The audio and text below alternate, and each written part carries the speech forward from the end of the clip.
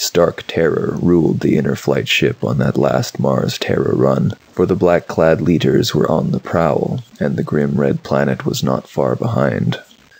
"Attention, Inner Flight ship. Attention. You are ordered to land at the control station on Deimos for inspection. Attention. You are to land at once." The metallic rasp of the speaker echoed through the corridors of the great ship. The passengers glanced at each other uneasily, murmuring and peering out the port windows at the small speck below, the dot of rock that was the Martian checkpoint, Deimos.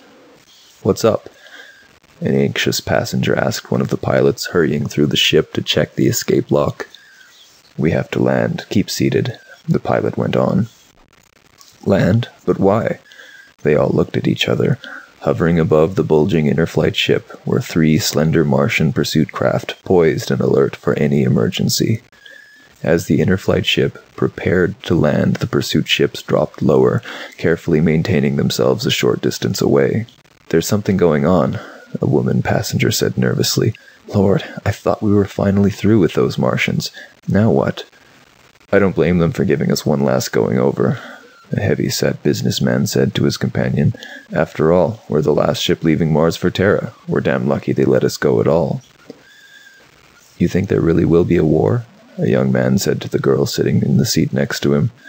"Those Martians won't dare fight, not with our weapons and ability to produce. We could take care of Mars in a month. It's all talk." The girl glanced at him. "Don't be so sure. Mars is desperate. They'll fight tooth and nail. I've been on Mars 3 years. She shuddered. "Thank goodness I'm getting away. If—" "Prepare to land," the pilot's voice came. The ship began to settle slowly, dropping down toward the tiny emergency field on the seldom visited moon. Down, down, the ship dropped. There was a grinding sound, a sickening jolt, then silence. "We've landed," the heavy businessman said. "They better not do anything to us. Terra will rip them apart if they violate one space article." "Please keep your seats," the pilot's voice came.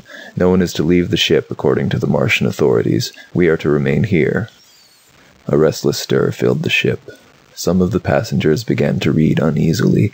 Others stared out at the deserted field, nervous and on edge, watching the 3 Martian pursuit ships land and disgorge groups of armed men. The Martian soldiers were crossing the field quickly, moving toward them, running double time. This Inner Flight spaceship was the last passenger vessel to leave Mars for Terra. All other ships had long since left, returning to safety before the outbreak of hostilities. The passengers were the very last to go, the final group of Terrans to leave the grim red planet. Businessmen, expatriates, tourists, and any and all Terrans who had not already gone home. "What do you suppose they want?" the young man said to the girl. "It's hard to figure Martians out, isn't it? First they give the ship clearance, let us take off, and now they radio us to set down again. By the way, my name's Thatcher, Bob Thatcher, since we're going to be here a while." The port lock opened. Talking ceased abruptly as everyone turned. A black-clad Martian official, a province leader, stood framed against the bleak sunlight, staring around the ship. Behind him, a handful of Martian soldiers stood waiting, their guns ready. "This will not take long," the leader said, stepping into the ship, the soldiers following him. "You will be allowed to continue your trip shortly." An audible sigh of relief went through the passengers. "Look at him," the girl whispered to Thatcher. "How I hate those black uniforms." "He's just a provincial leader," Thatcher said. "Don't worry." The leader stood for a moment, his hands on his hips, looking around at them without expression. "I have ordered your ship grounded so that an inspection can be made of all persons aboard," he said. "You Terrans are the last to leave our planet. Most of you are ordinary and harmless. I am not interested in you. I am interested in finding 3 saboteurs, 3 Terrans, 2 men and a woman, who have committed an incredible act of destruction and violence. They are said to have fled to this ship." Murmurs of surprise and indignation broke out on all sides. The leader motioned the soldiers to follow him up the aisle.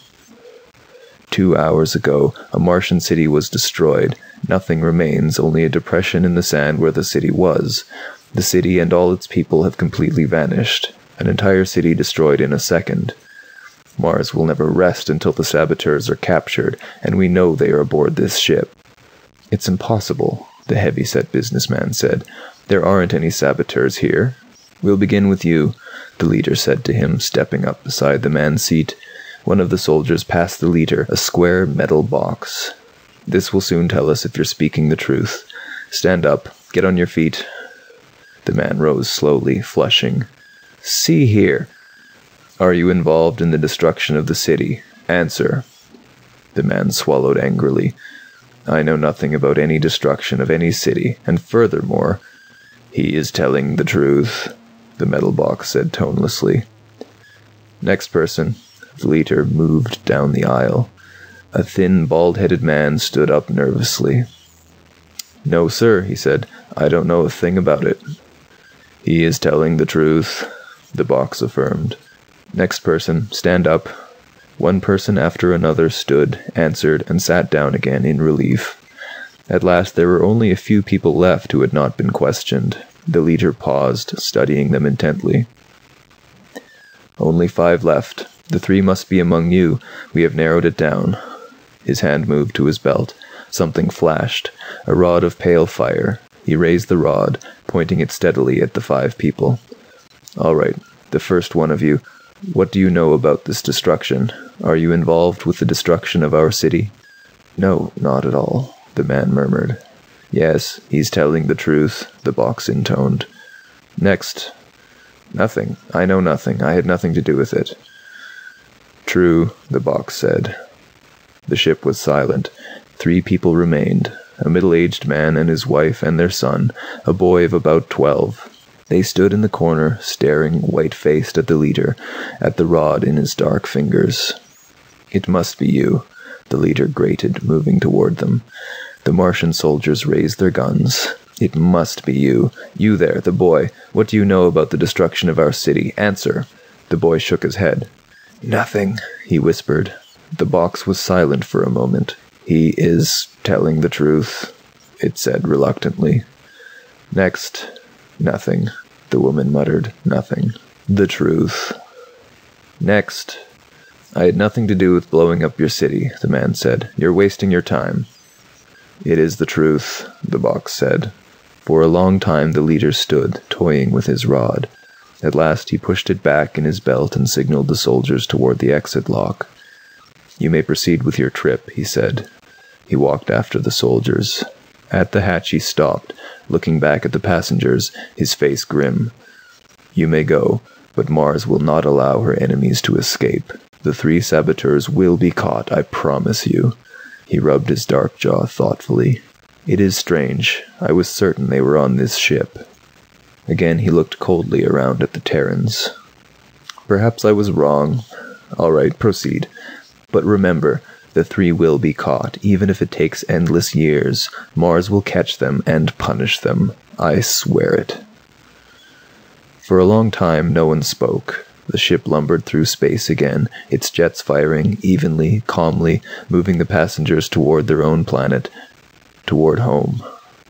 Behind them, Deimos and the red ball that was Mars dropped farther and farther away each moment, disappearing and fading into the distance. A sigh of relief passed through the passengers. "What a lot of hot air that was," one grumbled. "Barbarians," a woman said. A few of them stood up, moving out into the aisle, toward the lounge and the cocktail bar. Beside Thatcher, the girl got to her feet, pulling her jacket around her shoulders. "Pardon me," she said, stepping past him. "Going to the bar?" Thatcher said. "Mind if I come along?" "I suppose not." They followed the others into the lounge, walking together up the aisle. "You know," Thatcher said, "I don't even know your name yet." "My name is Mara Gordon." "Mara? That's a nice name. What part of Terra are you from? North America? New York?"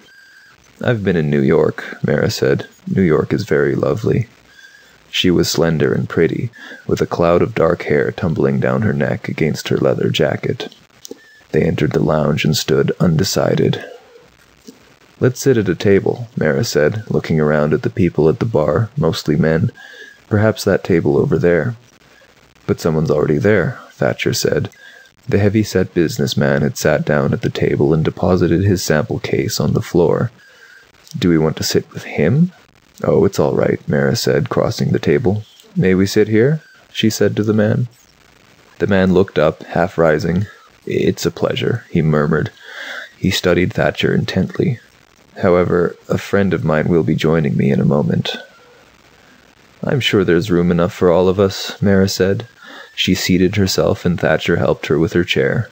He sat down too, glancing up suddenly at Mara and the businessman. They were looking at each other almost as if something had passed between them. The man was middle-aged, with a florid face and tired gray eyes. His hands were mottled, with the veins showing thickly. At the moment he was tapping nervously. "My name's Thatcher," Thatcher said to him, holding out his hand. "Bob Thatcher. Since we're going to be together for a while, we might as well get to know each other." The man studied him. Slowly his hand came out. "Why not? My name's Erickson. Ralph Erickson." "Erickson?" Thatcher smiled. "You look like a commercial man to me." He nodded toward the sample case on the floor. "Am I right?" The man named Erickson started to answer, but at that moment there was a stir. A thin man of about 30 had come up to the table, his eyes bright, staring down at them warmly. "Well, we're on our way," he said to Erickson. "Hello, Mara." He pulled out a chair and sat down quickly, folding his hands on the table before him. He noticed Thatcher and drew back a little. "Pardon me," he murmured. "Bob Thatcher is my name," Thatcher said. "I hope I'm not intruding here." He glanced around at the three of them. Mara, alert, watching him intently, heavy-set Erickson, his face blank, and this person. "Say, do you three know each other?" he asked suddenly. There was silence. The robot attendant slid over soundlessly, poised to take their orders. Erickson roused himself. "Let's see," he murmured. "What will we have, Mara?" "Whiskey and water. You, Jan?" The bright slim man smiled. "The same." "Thatcher?" "Gin and tonic." "Whiskey and water for me also," Erickson said. The robot attendant went off. It returned at once with the drinks, setting them on the table. Each took his own. "Well," Erickson said, holding his glass up, "to our mutual success." All drank, Thatcher and the three of them, heavy-set Erickson, Mara, her eyes nervous and alert, Jan, who had just come. Again a look passed between Mara and Erickson, a look so swift that he would not have caught it had he not been looking directly at her. "What line do you represent, Mr. Erickson?" Thatcher asked. Erickson glanced at him, then down at the sample case on the floor. He grunted. "Well, as you can see, I'm a salesman." Thatcher smiled. "I knew it. You get so you can always spot a salesman right off by his sample case. A salesman always has to carry something to show. What are you in, sir?" Erickson paused. He licked his thick lips, his eyes blank and lidded, like a toad's. At last he rubbed his mouth with his hand and reached down, lifting up the sample case. He set it on the table in front of him. "Well," he said, "perhaps we might even show Mr. Thatcher." They all stared down at the sample case. It seemed to be an ordinary leather case, with a metal handle and a snap lock. "I'm getting curious," Thatcher said. "What's in there? You're all so tense. Diamonds? Stolen jewels?" Jan laughed harshly, mirthlessly. "Eric, put it down. We're not far enough away yet." "Nonsense," Eric rumbled. "We're away, Jan." "Please," Mara whispered. "Wait, Eric." "Wait? Why? What for? You're so accustomed to—" "Eric," Mara said. She nodded toward Thatcher. "We don't know him, Eric. Please." "He's a Terran, isn't he?" Erickson said. "All Terrans are together in these times." He fumbled suddenly at the catch lock on the case. "Yes, Mr. Thatcher, I'm a salesman. We're all salesmen, the three of us." "Then you do know each other?" "Yes," Erickson nodded. His two companions sat rigidly staring down. "Yes, we do. Here, I'll show you our line." He opened the case.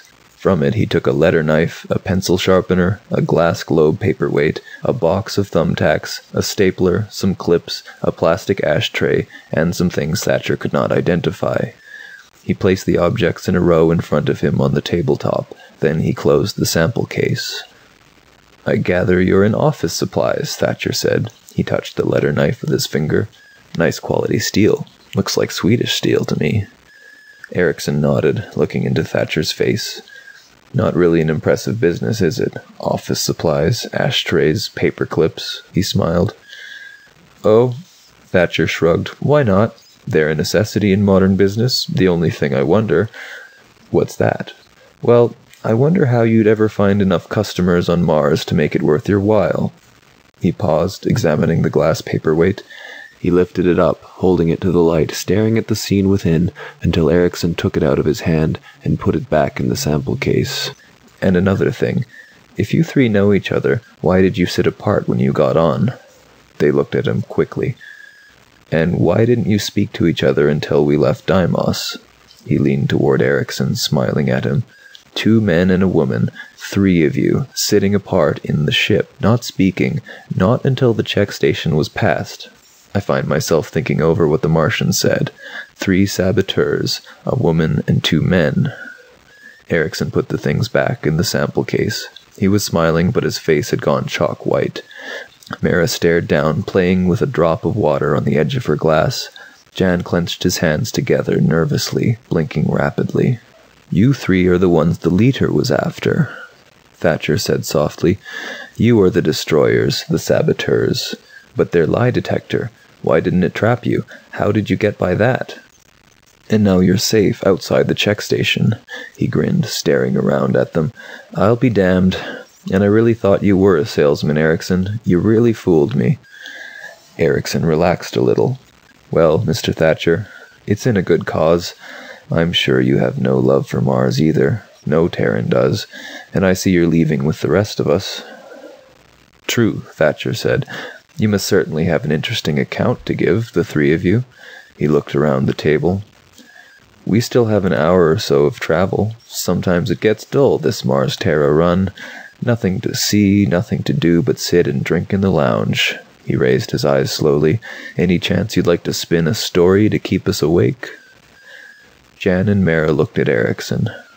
Go on, Jan said. He knows who we are. Tell him the rest of the story. You might as well, Mara said. Jan let out a sigh suddenly, a sigh of relief. Let's put the cards on the table. Get this weight off us. I'm tired of sneaking around, slipping.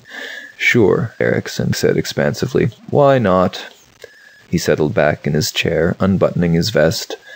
Certainly, Mr. Thatcher. I'll be glad to spin you a story, and I'm sure it will be interesting enough to keep you awake.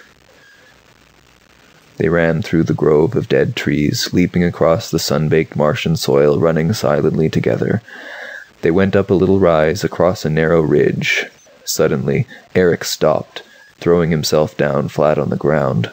The others did the same, pressing themselves against the soil, gasping for breath. Be silent, Eric muttered. He raised himself a little. No noise. There'll be leaders nearby from now on. We don't dare take any chances. Between the 3 people lying in the grove of dead trees and the city was a barren, level waste of desert, over a mile of blasted sand. No trees or bushes marred the smooth, parched surface. Only an occasional wind, a dry wind eddying and twisting, blew the sand up into little rills. A faint odor came to them, a bitter smell of heat and sand carried by the wind. Eric pointed. Look, the city, there it is. They stared, still breathing deeply from their race through the trees. The city was close, closer than they had ever seen it before. Never had they gotten so close to it in times past. Terrans were never allowed near the great Martian cities, the centers of Martian life. Even in ordinary times, when there was no threat of approaching war, the Martians shrewdly kept all Terrans away from their citadels, partly from fear, partly from a deep, innate sense of hostility toward the white-skinned visitors whose commercial ventures had earned them the respect and the dislike of the whole system. How does it look to you? Eric said. The city was huge, much larger than they had imagined from the drawings and models they had studied so carefully back in New York, in the War Ministry office. Huge it was, huge and stark, black towers rising up against the sky, incredibly thin columns of ancient metal, columns that had stood wind and sun for centuries. Around the city was a wall of stone, red stone, immense bricks that had been lugged there and fitted into place by slaves of the early Martian dynasties, under the whiplash of the first great kings of Mars. An ancient, sun-baked city, a city set in the middle of a wasted plain, beyond groves of dead trees, but a city studied on maps and charts in every war office on Terra. A city that contained, for all its ancient stone and archaic towers, the ruling group of all Mars, the Council of Senior Leaders, black-clad men who governed and ruled with an iron hand. The Senior Leaders, 12 fanatic and devoted men, black priests, but priests with flashing rods of fire, lie detectors, rocket ships, intra-space cannon, many more things the Terra Senate could only conjecture about the Senior Leaders and their subordinate province leaders. Eric and the two behind him suppressed a shudder. "We've got to be careful," Eric said again. "We'll be passing among them soon. If they guess who we are, or what we're here for." He snapped open the case he carried, glancing inside for a second. Then he closed it again, grasping the handle firmly. "Let's go," he said. He stood up slowly. "You two come up beside me. I want to make sure you look the way you should." Mara and Jan stepped quickly ahead. Eric studied them critically as the three of them walked slowly down the slope, onto the plain toward the towering black spires of the city. "Jan," Eric said, "take a hold of her hand. Remember, you're going to marry her. She's your bride, and Martian peasants think a lot of their brides." Jan was dressed in the short trousers and coat of the Martian farmer, a knotted rope tied around his waist, a hat on his head to keep off the sun. His skin was dark, colored by dye until it was almost bronze. "You look fine," Eric said to him. He glanced at Mara. Her black hair was tied in a knot, looped through a hollowed-out uke bone. Her face was dark, too. Dark and lined with colored ceremonial pigment, green and orange stripes across her cheeks. Earrings were strung through her ears. On her feet were tiny slippers of para hide, laced around her ankles, and she wore long translucent Martian trousers with a bright sash tied around her waist.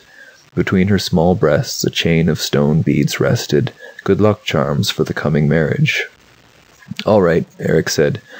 He himself wore the flowing gray robe of a Martian priest, dirty robes that were supposed to remain on him all his life, to be buried around him when he died. "I think we'll get past the guards. There should be heavy morning traffic on the road." They walked on, the hard sand crunching under their feet. Against the horizon they could see specks moving. Other persons going toward the city, farmers and peasants and merchants bringing their crops and goods to market. "See the cart," Mara exclaimed. They were nearing a narrow road, 2 ruts worn into the sand. A Martian Hufa was pulling the cart, its great sides wet with perspiration, its tongue hanging out. The cart was piled high with bales of cloth, rough country cloth, hand-dipped. A bent farmer urged the Hufa on. And there, she pointed, smiling. A group of merchants riding small animals were moving along behind the cart, Martians in long robes, their faces hidden by sand masks. On each animal was a pack, carefully tied on with rope, and beyond the merchants, plodding dully along, were peasants and farmers in an endless procession, some riding carts or animals, but mostly on foot. Mara and Jan joined the line of people, melting in behind the merchants. No one noticed them, no one looked up or gave any sign. The march continued as before. Neither Jan nor Mara said anything to each other. They walked a little behind Eric, who paced with a certain dignity, a certain bearing becoming his position. Once he slowed down, pointing up at the sky. "Look," he murmured, in the Martian hill dialect. "See that?" 2 black dots circled lazily. Martian patrol craft, the military on the outlook for any sign of unusual activity. War was almost ready to break out with Terra, any day, almost any moment. "We'll be just in time," Eric said. "Tomorrow will be too late. The last ship will have left Mars." "I hope nothing stops us," Mara said. "I want to get back home when we're through." Half an hour passed. They neared the city, the wall growing as they walked, rising higher and higher until it seemed to blot out the sky itself. A vast wall, a wall of eternal stone that had felt the wind and sun for centuries. A group of Martian soldiers were standing at the entrance, the single passage gate hewn into the rock, leading to the city. As each person went through, the soldiers examined him, poking his garments, looking into his load. Eric tensed. The line had slowed almost to a halt. "It'll be our turn soon," he murmured. "Be prepared." "Let's hope no leaders come around," Jan said. "The soldiers aren't so bad." Mara was staring up at the wall and the towers beyond. Under their feet the ground trembled, vibrating and shaking. She could see tongues of flame rising from the towers, from the deep underground factories and forges of the city. The air was thick and dense with particles of soot. Mara rubbed her mouth, coughing. "Here they come," Eric said softly. The merchants had been examined and allowed to pass through the dark gate, the entrance through the wall into the city. They and their silent animals had already disappeared inside.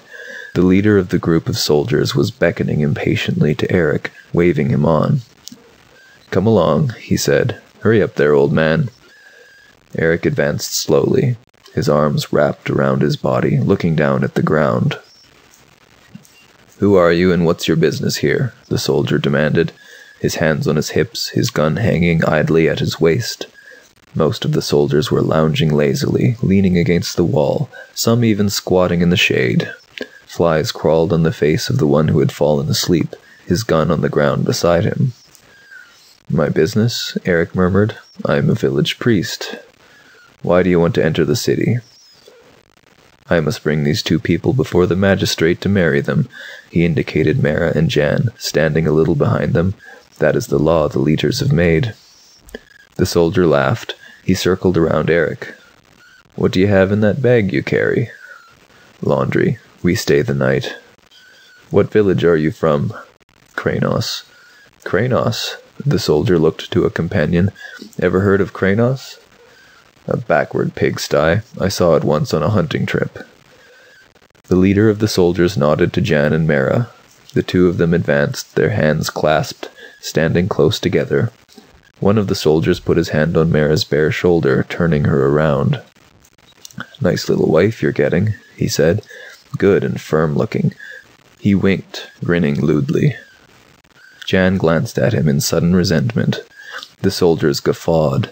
"All right," the leader said to Eric. "You people can pass." Eric took a small purse from his robe and gave the soldiers a coin. Then the three of them went into the dark tunnel that was the entrance, passing through the wall of stone into the city beyond. They were within the city.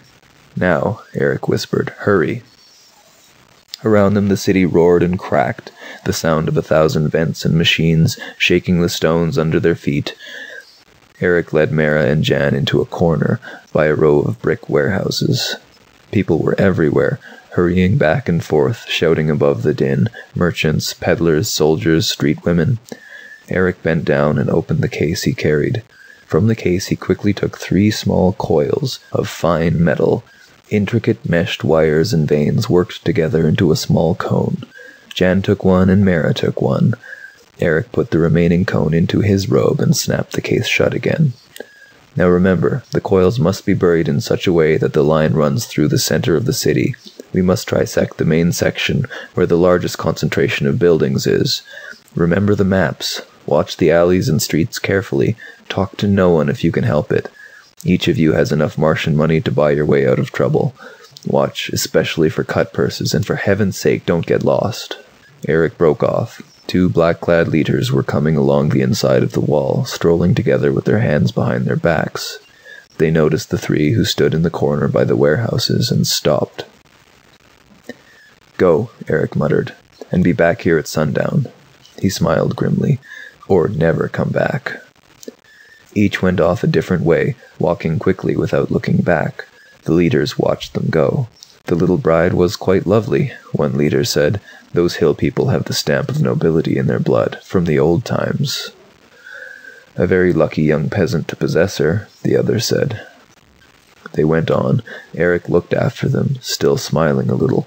Then he joined the surging mass of people that milled eternally through the streets of the city. At dusk they met outside the gate. The sun was soon to set, and the air had turned thin and frigid. It cut through their clothing like knives.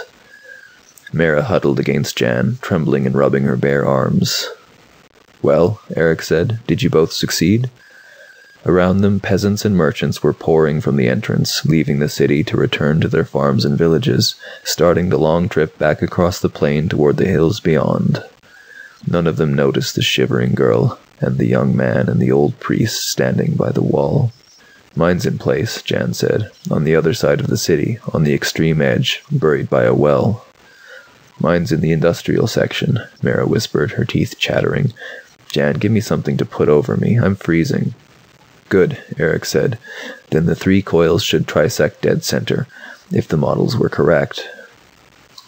He looked up at the darkening sky. Already stars were beginning to show. 2 dots, the evening patrol, moved slowly toward the horizon. "Let's hurry. It won't be long." They joined the line of Martians moving along the road, away from the city. Behind them, the city was losing itself in the somber tones of night, its black spires disappearing into darkness. They walked silently with the country people until the flat ridge of dead trees became visible on the horizon. Then they left the road and turned off, walking toward the trees. "Almost time," Eric said. He increased his pace, looking back at Jan and Mara impatiently. "Come on." They hurried, making their way through the twilight, stumbling over rocks and dead branches up the side of the ridge. At the top, Eric halted, standing with his hands on his hips, looking back. "See," he murmured, "the city. The last time we'll ever see it in this way." "Can I sit down?" Mara said. "My feet hurt me." Jan pulled at Eric's sleeve. "Hurry, Eric. Not much time left." He laughed nervously. "If everything goes right, we'll be able to look at it. Forever." "But not like this," Eric murmured. He squatted down, snapping his case open. He took some tubes and wiring out and assembled them together on the ground at the peak of the ridge. A small pyramid of wire and plastic grew, shaped by his expert hands. At last he grunted. "All right. Is it pointed directly at the city?" Mara asked, anxiously looking down at the pyramid. Eric nodded. "Yes, it's placed according—" He stopped, suddenly stiffening. "Get back. It's time. Hurry." Jan ran down the far side of the slope, away from the city, pulling Mara with him. Eric came quickly after, still looking back at the distant spires, almost lost in the night sky. "Down." Jan sprawled out, Mara beside him, her trembling body pressed against his. Eric settled down into the sand and dead branches, still trying to see. "I want to see it," he murmured. "A miracle. I want to see."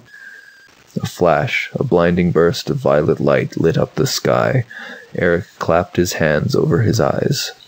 The flash whitened, growing larger, expanding. Suddenly there was a roar and a furious hot wind rushed past him, throwing him on his face in the sand. The hot, dry wind licked and seared at them, crackling the bits of branches into flame.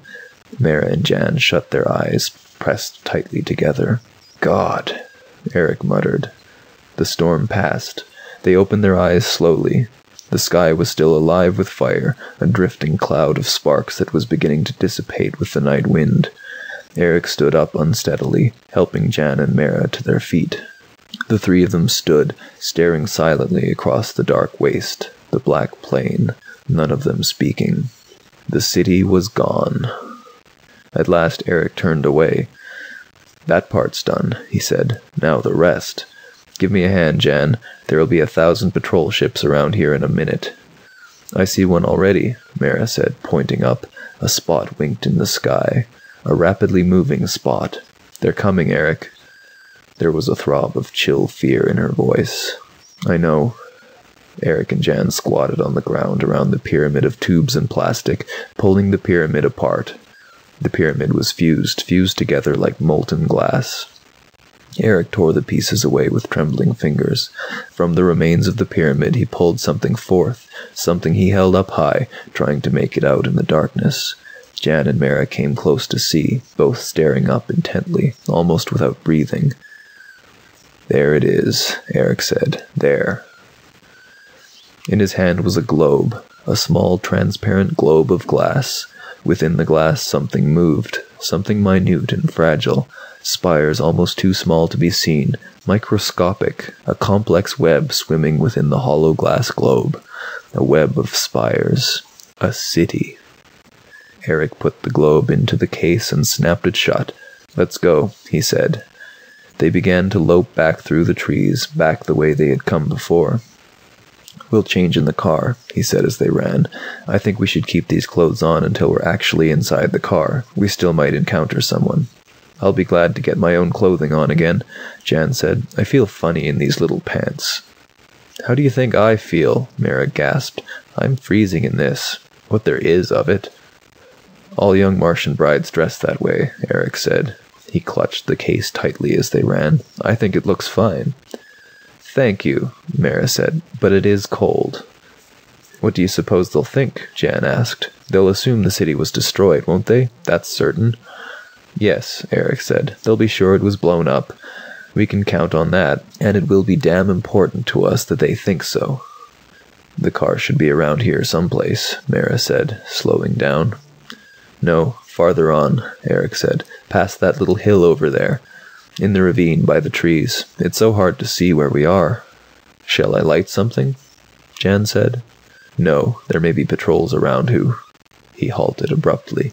Jan and Mara stopped beside him. "What?" Mara began.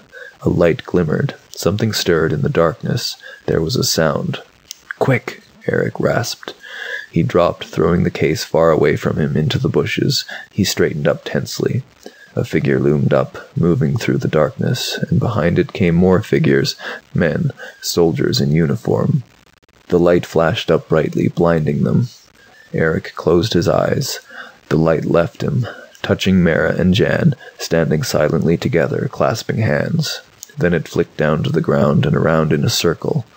A leader stepped forward, a tall figure in black with his soldiers close behind him, their guns ready. "You there," the leader said. "Who are you? Don't move. Stand where you are." He came up to Eric, peering at him intently. His hard Martian face without expression. He went all around Eric, examining his robes, his sleeves. "Please," Eric began in a quavering voice, but the leader cut him off. "I'll do the talking. Who are you three? What are you doing here? Speak up." "We are going back to our village," Eric muttered, staring down, his hands folded. "We were in the city, and now we are going home." One of the soldiers spoke into a mouthpiece. He clicked it off and put it away. "Come with me," the leader said. "We're taking you in. Hurry along." "In? Back to the city?" One of the soldiers laughed. "The city is gone," he said. "All that's left of it you can put in the palm of your hand." "But what happened?" Mara said. "No one knows. Come on, hurry it up." There was a sound. A soldier came quickly out of the darkness. "A senior leader," he said. "Coming this way." He disappeared again. A senior leader. The soldier stood waiting, standing at a respectful attention. A moment later, the senior leader stepped into the light, a black-clad old man, his ancient face thin and hard like a bird's, eyes bright and alert. He looked from Eric to Jan. "Who are these people?" he demanded. "Villagers going back home." "No, they're not. Do they stand like villagers? Villagers slump, diet, poor food. These people are not villagers. I myself came from the hills, and I know." He stepped close to Eric, looking keenly into his face. "Who are you? Look at his chin. He never shaved with a sharpened stone. Something is wrong here." In his hand, a rod of pale fire flashed. "The city is gone, and with it at least half the leader council. It is very strange. A flash, then heat and a wind. But it was not fission. I am puzzled. All at once the city has vanished. Nothing is left but a depression in the sand." "We'll take them in," the other leader said. "Soldiers, surround them. Make certain that—" "Run!" Eric cried. He struck out, knocking the rod from the senior leader's hand. They were all running, soldiers shouting, flashing their lights, stumbling against each other in the darkness. Eric dropped to his knees, groping frantically in the bushes. His fingers closed over the handle of the case, and he leaped up. In Terran, he shouted to Mara and Jan, "Hurry, to the car! Run!" He set off, down the slope, stumbling through the darkness. He could hear soldiers behind him. Soldiers running and falling. A body collided against him, and he struck out. Some place behind him there was a hiss, and a section of the slope went up in flames. The leader's rod. "Eric!" Mara cried from the darkness. He ran toward her. Suddenly he slipped, falling on a stone. Confusion and firing, the sound of excited voices. "Eric, is that you?" Jan caught hold of him, helping him up. "The car. It's over here. Where's Mara?" "I'm here," Mara's voice came. "Over here, by the car." A light flashed. A tree went up in a puff of fire, and Eric felt the singe of the heat against his face. He and Jan made their way toward the girl. Mara's hand caught his in the darkness. "Now the car," Eric said, "if they haven't got to it." He slid down the slope into the ravine, fumbling in the darkness, reaching and holding on to the handle of the case. Reaching. He touched something cold and smooth. Metal. A metal door handle. Relief flooded through him. "I found it. Jan, get inside. Mara, come on." He pushed Jan past him into the car. Mara slipped in after Jan, her small, agile body crowding in beside him. "Stop!" a voice shouted from above. "There's no use hiding in that ravine. We'll get you. Come up and—" The sound of voices was drowned out by the roar of the car's motor. A moment later they shot into the darkness, the car rising into the air. Treetops broke and cracked under them as Eric turned the car from side to side, avoiding the groping shafts of pale light from below, the last furious thrusts from the 2 leaders and their soldiers. Then they were away, above the trees, high in the air, gaining speed each moment, leaving the knot of Martians far behind. "Toward Marsport," Jan said to Eric, "right?" Eric nodded. "Yes, we'll land outside the field, in the hills. We can change back to our regular clothing there, our commercial clothing. Damn it, we'll be lucky if we can get there in time for the ship." "The last ship," Mara whispered, her chest rising and falling. "What if we don't get there in time?" Eric looked down at the leather case in his lap. "We'll have to get there," he murmured. "We must." For a long time there was silence. Thatcher stared at Erickson. The older man was leaning back in his chair, sipping a little of his drink. Mara and Jan were silent. "So, you didn't destroy the city," Thatcher said. "You didn't destroy it at all. You shrank it down and put it in a glass globe, in a paperweight. And now you're salesman again with a sample case of office supplies." Erickson smiled. He opened the briefcase and, reaching into it, he brought out the glass globe paperweight. He held it up, looking into it. "Yes, we stole the city from the Martians. That's how we got by the lie detector. It was true that we knew nothing about a destroyed city." "But why?" Thatcher said. "Why steal a city? Why not merely bomb it?" "Ransom," Mara said fervently, gazing into the globe, her dark eyes bright. "Their biggest city, half of the council, in Eric's hand." "Mars will have to do what Terra asks," Erickson said. "Now Terra will be able to make her commercial demands felt. Maybe there won't even be a war. Perhaps Terra will get her way without fighting." Still smiling, he put the globe back into the briefcase and locked it. "Quite a story," Thatcher said. "What an amazing process. Reduction of size, a whole city reduced to microscopic dimensions. Amazing. No wonder you were able to escape. With such daring as that, no one could hope to stop you." He looked down at the briefcase on the floor. Underneath them, the jets murmured and vibrated evenly as the ship moved through space toward distant Terra. "We still have quite a way to go," Jan said. "You've heard our story, Thatcher. Why not tell us yours? What sort of line are you in? What's your business?" "Yes," Mara said. "What do you do?" "What do I do?" Thatcher said. "Well, if you like, I'll show you." He reached into his coat and brought out something that flashed and glinted, something slender, a rod of pale fire. The 3 stared at it. Sickened shock settled over them slowly. Thatcher held the rod loosely, calmly, pointing it at Erickson. "We knew you 3 were on this ship," he said. "There was no doubt of that, but we did not know what had become of the city. My theory was that the city had not been destroyed at all, that something else had happened to it.